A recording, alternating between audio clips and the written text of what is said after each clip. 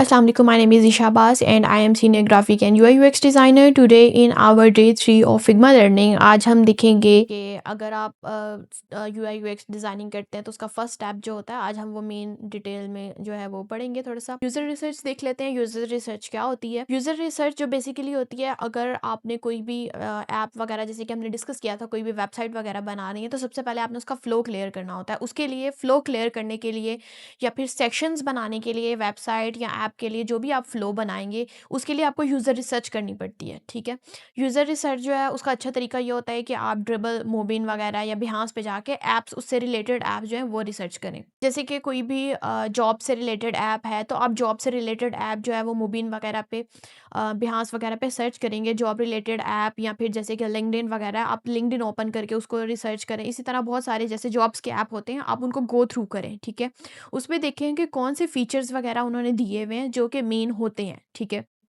और कुछ होते हैं आपको क्लाइंट जो है वो रेफर देता है, रेफर करता है, सजेस्ट करता है कि आप मुझे जो अपने ऐप के अंदर ये चाहिए। ठीक है, ये मेरा जो प्रोजेक्ट है वो ये फ़ायदा देगा यूज़र्स को। ठीक है, हमारे ये फीचर्स होंगे। आप वो तो लिस्टिंग करेंगे डॉक्यूमेंट्स की, लेकिन आप अपने यूज़र रिसर्च भी करेंगे।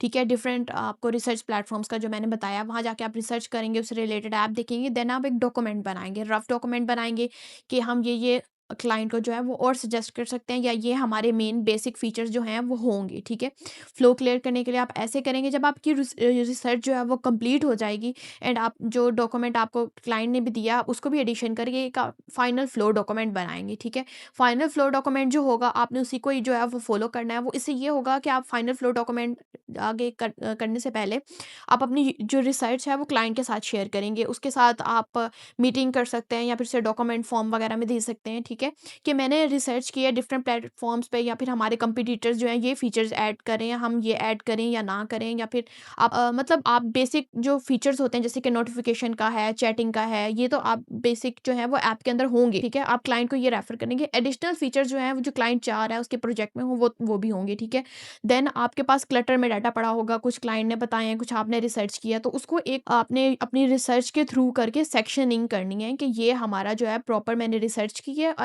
हम लोग ये सेक्शंस जो हैं वो यूज़ कर सकते हैं। तो आप जो है वो क्लाइंट के साथ प्रॉपर एक मीटिंग वगैरह करेंगे और उसे बताएंगे कि मैंने रिसर्च किया है और मैं ये सेक्शंस वगैरह जो आपके हैं ये सजेस्ट करके हम ये वाला फ्लो जो है फॉलो कर सकते हैं।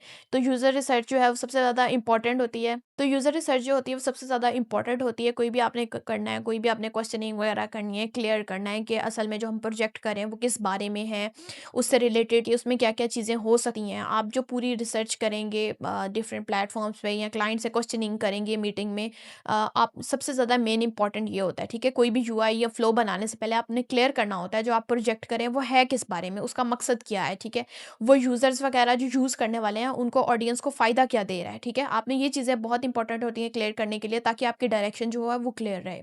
नेक्स्ट स्टेप्स जो है वो हम नेक्स्ट लेक्चर में देखें। थैंक यू, अल्लाह हाफ़िज़।